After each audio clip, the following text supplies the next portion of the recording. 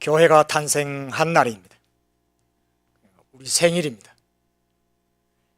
예수님 탄생하신 날은 성탄절이지만 교회가 탄생한 것은 성령 강림 주일로 교회가 이 땅에 존재하게 되었습니다.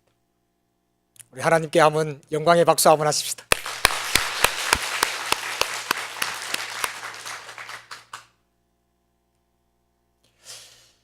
오늘 봉독한 말씀을 통해서 교회의 어떤 생명력, 본질이 뭔가 하는 것을 몇 가지로 말씀을 드리겠습니다. 42절에 사도의 가르침을 받아 그랬습니다. 그렇습니다. 사도의 가르침을 받는 교회입니다. 다 똑같이 하나님의 성도요 신도입니다. 저를 포함한 모든 세례받은 자들이 신도요 성도인데 왜 가르치는 자가 있어야 되는가? 필요 없다라고 하는 교회도 있습니다. 신학교에 보내서 성경을 잘 공부하고 우리에게 하나님의 말씀을 가르쳐 달라라고 하는 이 초대교회의 사도들의 가르침, 물론 하나님의 가르침입니다만 이런 교역자, 설교자, 그리고 이런 뭔가 복음을 가르치는 자가 필요 없다고 하는 교회도 있습니다. 퀘이크교, 그리고 또 콩그리게이션, 이런 교단은 소위 패스터들이 없습니다. 오직 우리는 순수한, 정말 순수한 성령 받은 사람들만 모여서 교회를 이룬다, 이렇게 출발한 교회가 있습니다. 그런 교회가 처음에는 뜻이 좋았는데 세월이 지나 보니까 가르치는 자가 없으니까 오히려 약해졌습니다. 그것이 굉장히 중요한 하나의 관점이기도 하지만 그래도 말씀을 좀 잘 가르쳐 주세요. 훌륭한 목사님이 돼서 우리에게 하나님의 귀한 꿀송이보다 더단 이 말씀을 잘 가르쳐 주세요 하는 이런 교회가 그래도 좀 건강하게 내지는 부흥을 하는 그러한 교회들이 세상에 많이 존재하고 있고, 오히려 우리들끼리 모여서 성령 받은 우리들끼리 모여서 예배를 드리자 하는 그런 아주 순수한 그런 교회들이지만 그들은 교회는 다 약합니다. 어디에 있는 줄도 잘 모릅니다. 그렇기 때문에 교회는 목사가 사도는 아니지만 그래도 하나님 말씀을 배워서 또 우리에게 유익한 말씀, 귀한 말씀을 잘 전해 주십시오 하는 이 사도직입니다. 사도가 아니라 그런 것을 전통으로 이어받고 있습니다. 그러므로 교회는 가르침을, 사도의 가르침을 받아 서로 교제했다라고 했으니, 그러므로 교회는 배우는 교회입니다. 우리는 늘 배워야 됩니다. 난 이만하면 됐어, 그런 신앙의 태도는 좋지 못합니다. 저번에 한번 말씀을 드렸죠. 배운다 하는 말, 스쿨, 헬라어의 스콜레에서 왔다 이렇게 말했습니다. 스쿨은 스콜레에서 왔습니다.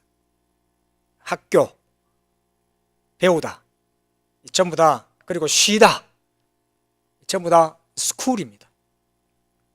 교회는 배우는 교회에 올시다. 사도들의 가르침을 열심히 들었습니다. 오직 말씀을 듣고 배우려고 했습니다. 그를 우리 예수님 우리가 너무 몰랐구나, 우리 예수님을 우리가 너무 몰랐구나 하라고 하면서 아쉬운 마음으로 성령이 가르쳐 주시는 대로 아멘 아멘 하며 그때는 정말 목숨을 걸고 주님을 배우려고 모여 들었던 것입니다. 이것을 우리는 성령의 역사라 이렇게 말을 하는 것입니다. 성령의 역사입니다. 그러므로 잘 배워야 됩니다. 끝까지 배워야 됩니다. 배웠다고 하는 학위가 몇 개 있는 목회자들도 열심히 배워야 됩니다. 목사님들에게 있어야 할 방들이 몇 개 있다 그러죠. 신방이 있어야 되고, 그리고 공부방이 있어야 돼요. 끝없이 기도하고, 끝없이 연구하고, 그리고 많은 걸 자꾸 이렇게 배우고 습득하고, 부족한 모습으로 배운다고 하는 자세는 겸손한 자세. 배우지 않는 사람은 자꾸 남을 가르치려고 하는 거예요. 가르치는 자, 가르쳐 주려고 하는 자가 아니라 정말 우리는 주님께 배우는 자입니다. 끝까지 배워야 됩니다. 할렐루야. 배워야 됩니다. 말씀이, 그 가르치는 주님의 말씀, 그 배우려고 하는 그 귀가 쫑긋한 그런 주의 백성들이 모여서 교회를 일구었습니다. 베레아 교회, 사도행전 17장 11절에 나오는 베레아 사람들은 데살로니가 사람들보다 신사적이어서 간절한 마음으로 말씀을 받아들이며 그랬습니다. 간절한 마음으로 말씀을 받고 그것을 그런가 하고 날마다 성경을 상고했더라. 얼마나 이 칭찬이 사도행전의 17장에 나오는 베레아 교회 사람들, 그들은 그런가, 또 들려주시오, 또 들려주시오. 옛날에 자녀들 책도 없을 때 한번 말씀을 드렸습니다만, 할머니가 뭐 이야기할 게, 손주한테 해줄 게 뭐 이야기가 뭐 몇 개가 되겠습니까? 요즘은 책이 홍수 같습니다. 할머니 딱 아는 거 하나 있어요. 꼬부랑 할머니. 꼬부랑 할머니가 꼬부랑 짝대기를 지고 꼬부랑 고개를 건너가다가 꼬부랑 개를 만났는데 꼬부랑 짝대기로 때렸더니만 꼬부랑깽 하면서 달아나더라. 그 얼마나 애가 그 어떤 그림을 그리지 않겠습니까? 할머니 그 이야기를 말입니다. 그런데 할머니 또 이야기해줘, 또 이야기해줘. 뭐 이야기 없어. 아니 어제 했는 거 그거 또 들려주시오. 성경 말씀도 그렇습니다. 성경 말씀도 어제 했던 거 그거, 주님의 말씀 그거 들려주시오. 갈증을 가진 갈증. 사도들이 뭘 압니까? 어제까지 다 배반해서 떠났던 그들이 뭘 압니까? 그래도 사도들의 가르침을 받아 그랬어요. 에이, 저 사람들 어제까지 흉이 없었습니다. 사도들의 가르침 부족했지만 예수님을 따라다녔던 그 사도들을 붙잡고 우리에게 가르쳐 주시오. 그 예수 누구였던가 하는 것을 가르쳐 달라고. 두 번째로 오늘 말씀해 보니까 기도했다. 모이기를 힘쓰고 기도했다. 오로지 기도에 힘쓰니라. 여러분, 기도는 힘을 써야 돼. 기도는 1분을 하든 5초를 하든 1시간 하든 힘을 써야 돼. 이게 기도의 신비함이에요. 절대로 기도 안 해. 절대로 기도 안 하게 돼 있어. 그러므로 힘을 써야 돼. 힘을 써야 기도가 돼. 사도의 가르침을만 받진 않고 열심히 기도했다. 기도에 힘쓰니라. 오래 한다고 반드시 다 힘을 쓰는 건 아니지만 정말입니다. 5초라도 1분이라도 기도에 힘을 써요. 할렐루야. 내 집은 만민이 기도하는 집, 만민이 와서 기도하는 집. 우리가 여기 와서 힘써야 되는 것은 기도하는 일밖에 없어요. 그것이 주님께서 우리에게 주신 특권이에요. 이 특권, 유일한 겁니다. 기도할 수 있는 유일한 것, 이게 기도예요. 인간에게 허락한 것 그거밖에 없어요. 그러나 그것도 내 이름으로 하는 게 아니라 예수의 이름으로 하라. 그러므로 예수의 이름으로 기도하라는 말은 우리 죄인들은 아무것도 하나님 앞에 할 수 없는 무지막지한 죄인이라는 거예요. 그럼에도 불구하고 우리에게 하나 딱 허락하신 건 기도요. 이걸 아낄 수가 있겠습니까? 이걸 아낄 수가 있겠습니까? 만민이 기도하는 집이라 전혀 기도에 힘쓰니라. 오늘 말씀에 그렇게 되어 있습니다. 죽음에서 생명을 찾는 길은 기도였고 초대교회의 생명력이 바로 기도였습니다. 그렇습니다. 우리 모두 기도에 힘쓰시기를 바랍니다. 집에서나 제일 좋을 때가 있어요. 제일 기도하기 좋을 때가 뭔가 하면 운전대를 딱 잡고 기도하면 하세요. 눈만 딱 감아도 돼. 근데 그것도 안 돼. 운전대 딱 잡고 기도하십니다.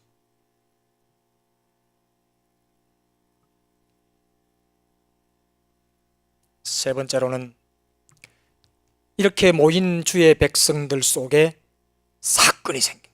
사건. 모이면, 교회가 생기면 거기에는 사건이 생기게 되어 있습니다. 그게 뭐냐? 기사와 이적입니다. 기사와 이적. 사도들에 의하여 기사와 이적이 일어났다고 하는 게 초대교회 이 사건이 전개되는 거예요. 알 수 없는, 와, 저 사람 아니면 그 사람 사이에 사건이 일어나는 거예요.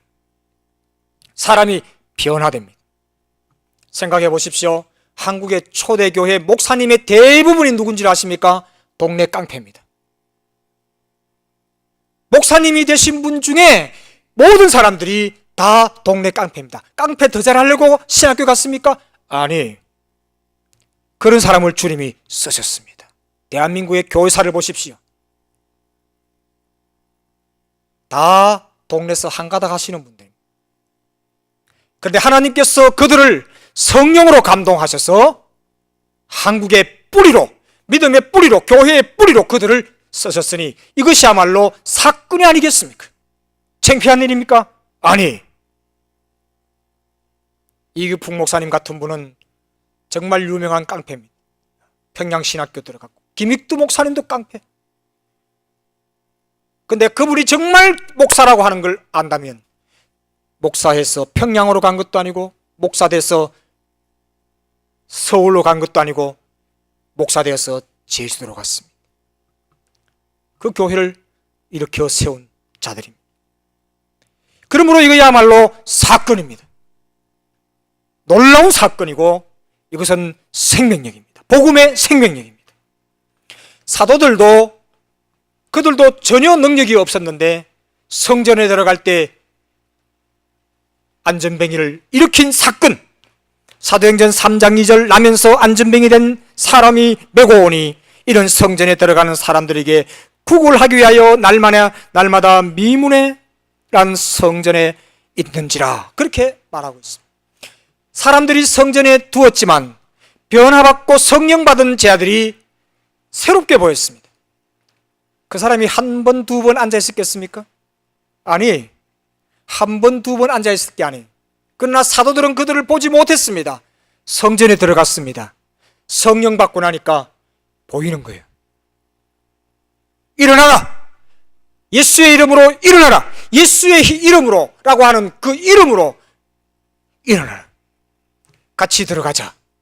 이것이 초대교회의 역사요, 성령의 역사요, 교회가 변화받고 놀라운 사건이고 변화받은 사건이다 하는 것입니다.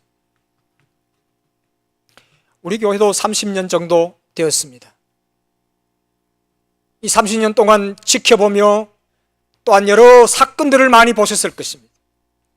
그럼에도 불구하고 우리가 여기 앉아 있는 것은 성령께서 우리 되게 하시고 여러 가지 힘들고 어렵고 또 여러 사람들이 왔다 갔지만 여기서 힘들 때 힘을 얻고 능력을 받고 하나님의 위로를 받은 사건들이 있었는 줄로 믿습니다.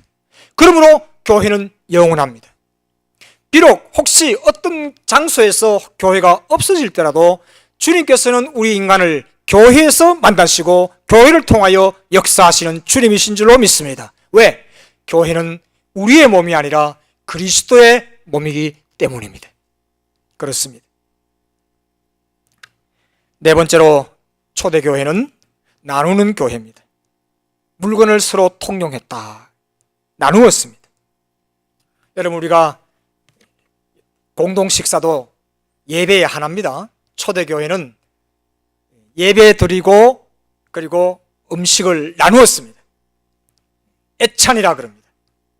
여기까지 다 해야 온전한 예배가 됩니다. 바쁘신 분들 가끔 애찬식에 참여를 하십시오.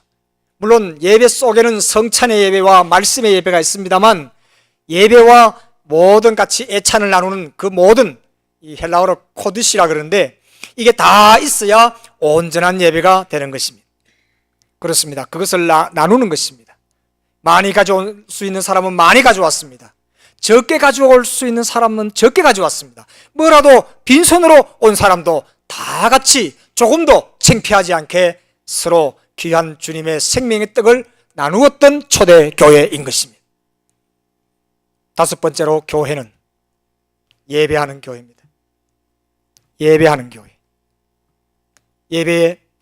교회의 본질이 예배당입니다. 예배당. 이 예배당이라고 하는 이 말 속에 99%가 그 속에 예배하는 곳입니다. 여기에 사귐도 있고 그리고 친교도 있고 여러 가지 봉사도 있고 선교도 있고 해야 할 일이 많지만 그러나 그 무엇보다도 교회는 예배당입니다. 그런 것입니다. 예배를 드리는. 왜? 예배야말로 하나님이 제일 좋아하시는 것이기 때문입니다. 왜 우리 인간에게만 하나님의 생기를 그 속에 불어넣으신 줄 아십니까?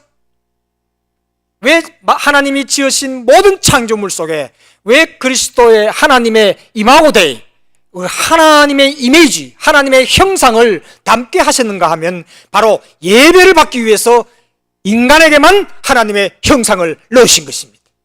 여러분, 개가 예배 드릴 수 있습니까? 안 됩니다.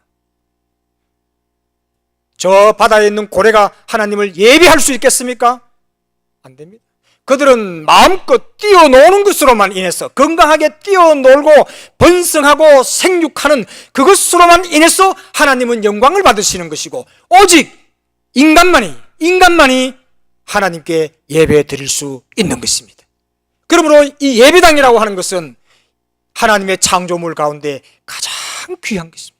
사람이 모여서 하나님의 형상을 닮은 우리만이 예배를 하나님께 드릴 수 있는 곳이라고 하는 겁니다. 그러므로 하나님은 우리 인간이 아무리 약해도 예배 때문에 우리를 멸절시킬 수는 없습니다. 하나님 예배 어떻게 받습니까? 하나님 새로 하겠다, 사람을 새로 만들겠다, 안 해요. 아담과 하와가 선악과를 따먹었지만 내 같으면 이렇게 했습니다. 내가 지은 인간이라면 다 죽여버릴 겁니다. 내 같으면. 그렇습니다. 새로 만들 겁니다. 새로 만들면 하나님은 실패하신 것입니다. 이해가 되십니까? 아담과 하와가 죄를 지었는데 그를 없이 해가지고 새롭게 하나님이 새로 지었게, 새롭게 사람을 만들 거야. No. 그러면 하나님은 실패자시고 하나님이 아닙니다. 어떻게 하든 간에 하나님의 생기를 부르는 형상을 닮은 인간이 어떻게 하든 간에 새롭게 되어서 하나님을 찬송받기 위하여 인간을 그대로 두시며 오늘 우리를 불러주신 줄로 믿습니다. 이것이 교회입니다. 그러므로 우리는 큰 소리 칠 수 있습니다. 하나님, 나 괜찮은 거예요. 나 괜찮은 거예요. 우리 모두 괜찮은 거란 말이에요. 죄를 지었을 가지고 내가 마음대로 버릴 수 없는 죄인이라서 그렇지, 하나님 우리를 사랑하십니다. 끝까지 사랑하십니다. 예배를 받기 위해서 그렇습니다. 이런 하나님이 불러주신 이 모든 교회에 모인 우리 무리들은, 이 교회는 기쁨이 넘치는 곳입니다. 기쁜 마음으로 46절에 기쁜 마음으로 음식을 먹었다고 하고 있습니다. 그렇습니다. 교회는 찬송가 들고 올 때부터 기뻐야 됩니다. 목사님 설교가 긴데 또 가나? 그러지 마시고, 하여튼 저는 정각이 딱 끝나야 되니까. 성찬식까지 하려면 빨리 끝내야 되겠습니다. 마지막으로 오늘 말씀 마지막에 칭송을 받았다 그랬어요. 여러분 이거 가지고 고민해 본 적 없습니까? 자, 교회가 핍박을 받았는데 바깥 사람들로부터 핍박을 받았어요. 근데 고난을 받는 교회가 칭송을 받았다 하는 말이 좀 이상하지 않아요? 그렇지 않습니까? 온 동네가 다 교회를 핍박했는데 핍박을 받았다 하는 말은 핍박했으니 받았지만 칭송을 받았다? 깊이 생각하시기를 바랍니다. 세상은 욕도 하고 칭송도 합니다.